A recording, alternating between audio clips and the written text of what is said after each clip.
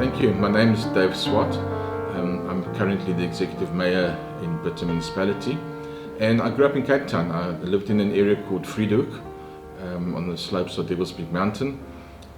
Lived there all my life and went to school initially at a convent school, believe it or not, St. Mary's Convent in Cape Town.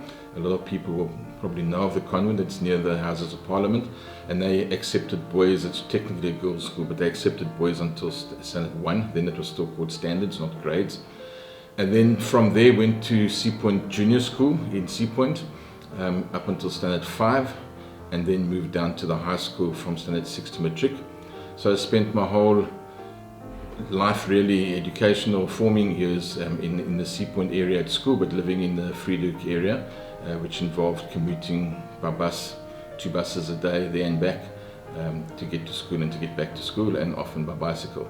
And then once I'd finished that, I moved up to Pretoria to do national service. Okay, so I was fortunate when I applied for national service. It was compulsory then, but you had to complete forms and applications, and requested the Air Force, and I was lucky enough to get the Air Force. And after a year, decided to join permanent force, and was fortunate enough to serve on our telecommunications section and do aircrew duties as well. So I ended up being in the Air Force for 5 years. After that, I went into commerce, into sales in the fast-moving consumer goods, FMCG side of business, and joined a company called Cllr International, which many people will know because of the best loved chocolate in the country. So I give them a plug for their ad. And spent, it was about 4 or 5 years at Cllr, ending up there in a manager's position. And then from there joined a sales agency, also in a management position. And then moved into something completely new in terms of the flavor industry. And many times people have said to me, but is there a big market for that? And people don't realize that most of the products you use today have got some sort of flavorant or food additive in that. And I was at that particular company for a number of years until probably around 1999, when they were bought over by another international company. They were an international company. I then stayed on with them for 2 years before starting my own business as a distributor in the flavor industry, and spent 3-4 years doing that, and then had to merge with another distributor because the company was bought out by another international flavor house. So I eventually ended up working as a distributor for the top flavor house in the world. And then after 2 years in partnership with this, I decided I was tired of the rat race in Johannesburg, and myself and my wife, who was then my fiancée, decided to move down to Plet to quieten down and to slow down, and bought a backpacker.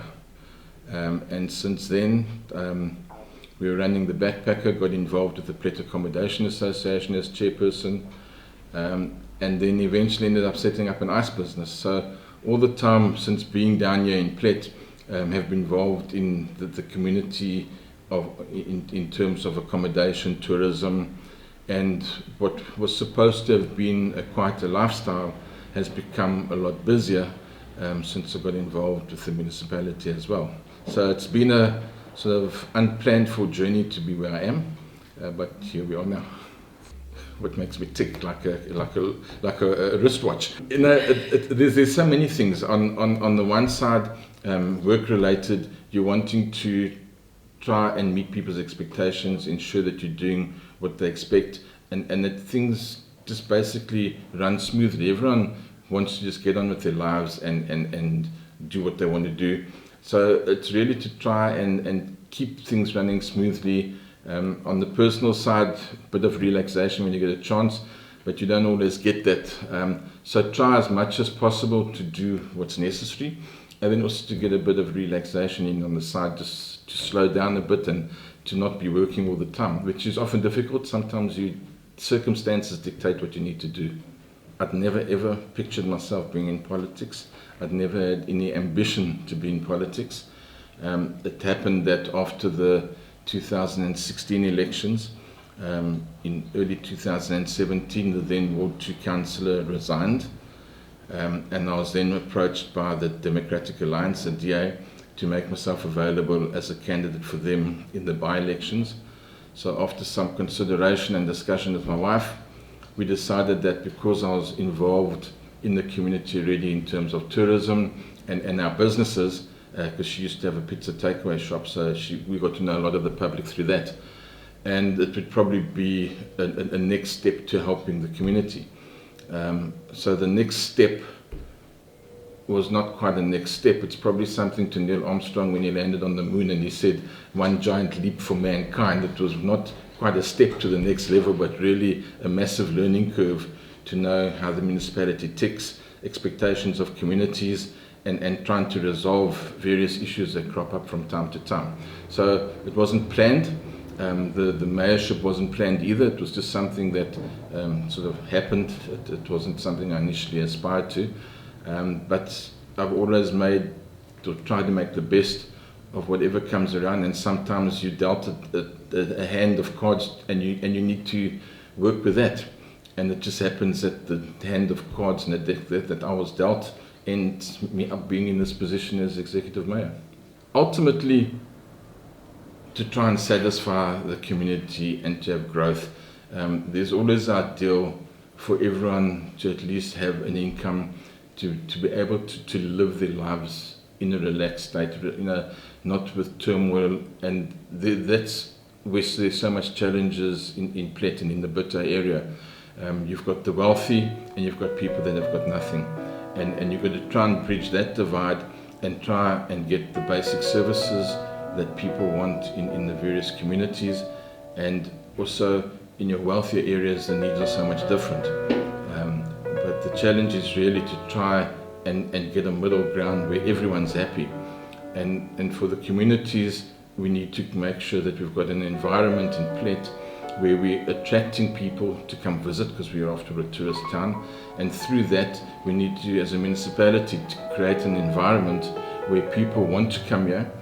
And with that, it stimulates growth, it stimulates jobs, stimulates new business, and people want to come invest here, so that ultimately we can make sure that we create the jobs that people are needed to feed themselves and to look after for their families.